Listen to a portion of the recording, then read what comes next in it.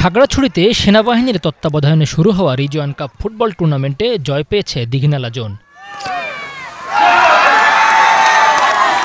রবিবার সকালে অনুষ্ঠিত দিনের প্রথম খেলায় দীঘিনালা জোন ৩-১ গোলে হারায় বাঘাইহাট জোনকে। দীঘিনালা জোনের জয়ের ম্যাচে ম্যান অব দ্য ম্যাচে নির্বাচিত হন আমির হোসেন।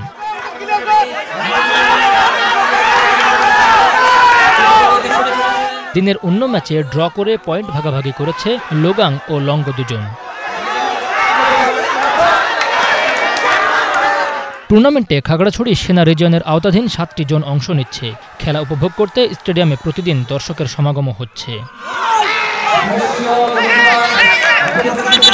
গোষ্ঠী ধর্ম বর্ণ নির্বিশেষে দেশ গড়ি, সম্প্রীতির খাগড়াছড়ি এই স্লোগানকে সামনে রেখে খেলাধুলার মাধ্যমে সন্ত্রাস ও মাদক মুক্ত যুব সমাজ তৈরির লক্ষ্যে খাগড়াছড়ি রিজিয়ন কাপ ফুটবল টুর্নামেন্টের আয়োজন করেছে সেনাবাহিনী।